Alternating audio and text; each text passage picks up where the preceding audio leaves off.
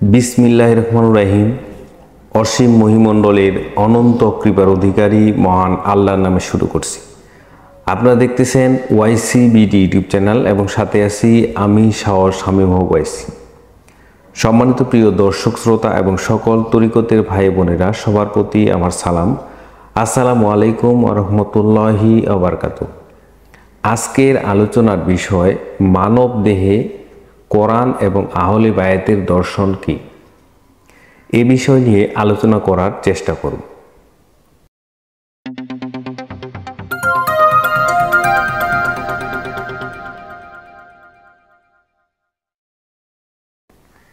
রসুল করিম সাল্লাল্লাহু আলাইহি ওয়াসাল্লাম বিদায় হজের একটি হাদিসে বলেছেন যে আমি তোমাদের জন্য দুইটি জিনিস রেখে যাচ্ছি। আমি তোমাদের জন্য দুইটি জিনিস রেখে যাচ্ছি, একটি হলো আল্লাহর কোরআন আর আরেকটি হলো আহলে বায়াত। এই দুইটা জিনিসকে তোমরা শক্তভাবে ধরে রাখবে, তাহলে তোমরা হালাক এবং গরক হবে না। আল্লাহর কোরআন হলো আসমান এবং জমিন হতে ঝুলন্ত রশি সদৃশ, এবং আমার আহলে বায়াত কি হাউজে কাউসার পর্যন্ত পৌঁছা দিবে। এই হাদিসটি রেখে গেলেন। তাহলে বলল যে আমি তোমাদের জন্য দুইটি জিনিস রেখে গেলাম, একটি হলো কোরআন, একটি হলো আহলে বায়াত।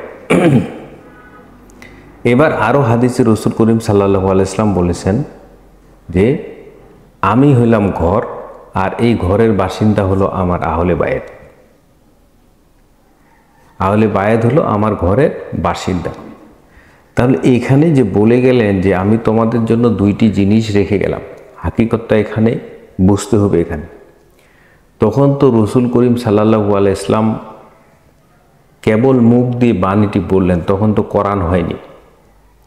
আমরা ন্যাচারালভাবে যখন এই হাদিসটি পড়ি তখন আমরা মনে করি কি একটা হলো কোরআন, যে কোরআনটা হলো লিখিত কোরআন, আর আরেকটা হলো আহলে বায়াত, ইমাম হাসান, হোসেন, আলী, মা ফাতেমা, এই চারজন। তা আমরা এইটাকে মনে করি, কিন্তু হাদিসের মধ্যে আসে কোরআন এবং আহলে বায়াতকে কি পার্থক্য করা যাবে না। আহলে বায়াতও যেরকম থাকবে কোরআনও সেই রকম থাকবে, কোরআনের সুরত যেরকম থাকবে আহলে বায়াতের সুরত সেরকম থাকবে। অর্থাৎ আহলে বায়াত আর কোরআন একই সুরতে থাকবে, সেটাই তো পার্থক্য নয়। কারণ পার্থক্য হলে আলাদা আলাদা সুরত হবে। তাহলে তিনি বলে গেলেন যে আমি তোমাদের জন্য দুইটি জিনিস রেখে গেলাম, একটি হলো কোরআন, একটি হলো আহলে বায়াত। তখন তো এই লিখিত কোরআনটা হয়নি, কারণ রসুল করিম সাল্লাল্লাহু আলাইহি ওয়াসাল্লাম যাওয়ার পরে উমরের আমলে এই কোরআনটা লিখিত আকারে বের করা হয়েছে। তাহলে তখন কোন কোরআনের কথা বলেছিলেন?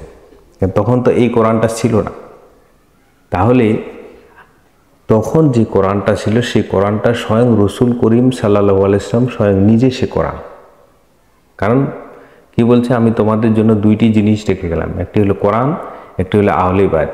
তাহলে নিঃসন্দেহে বোঝা যাচ্ছে যেহেতু এই কোরআনটা ছিল না, তাহলে সেই সময়ে কোরআন হলো রসুল করিম সাল্লাল্লাহু আলাইহি ওয়াসাল্লাম স্বয়ং নিজে, আর আহলে বায়াত হলো আলী, মা ফাতেমা, হাসান এবং হোসেন।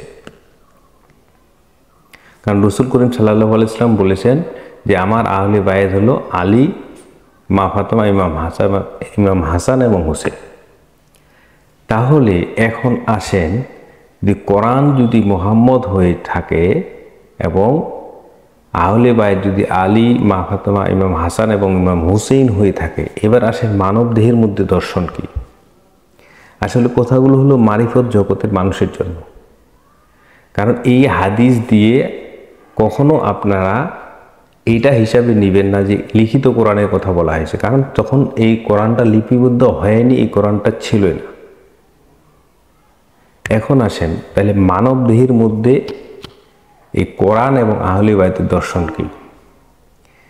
রসুল করিম সাল্লাল্লাহু আলাইহি ওয়াসাল্লাম বললেন যে আমি হইলাম কি স্বয়ং ঘর, আর এই ঘরের বাসিন্দা হলো আহলে বায়াত তথা আলী, ফাতেমা, ইমাম হাসান এবং হুসেন।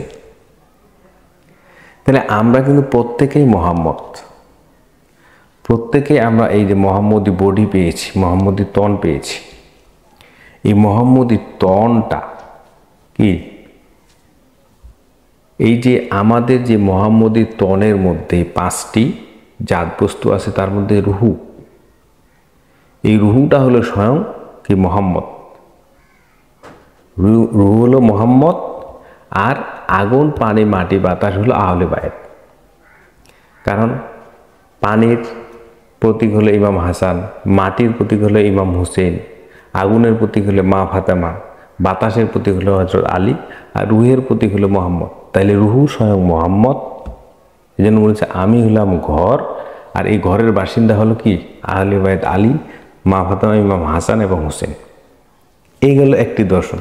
এবার আরেকটি দর্শন চলে আসে। তাহলে আমাদের এই দেহের মধ্যে আরেকটি সূক্ষ্ম দেহ আছে, এই দেহের ভিতরেও একটি সূক্ষ্ম দেহ আছে, যেই সূক্ষ্ম দেহটিকে বলা হয় মানব সত্তা বা মানব সত্তার ঘর। তাহলে এই দেহের মধ্যে মানব সত্তার ঘরের এই ঘরটা স্বয়ং হলো মোহাম্মদ, তথা মানবাত্মাই হলো মোহাম্মদ। আর এই মানবাত্মার গুণাবলী হলো আহলে বায়েত। আমাদের দেহের ভিতরে একটি সূক্ষ্ম দেহ আছে, সেই সূক্ষ্ম দেহটাকে বলা হয় মানব সত্তার ঘর বা মানব আত্মার ঘর। আর রসুল করিম সাল্লাল্লাহু আলাইহি ওয়াসাল্লাম বলেছেন আমি হলাম স্বয়ং ঘর, আর এই ঘরের মালিক বা বাসিন্দা হলো কি আহলে বায়েত।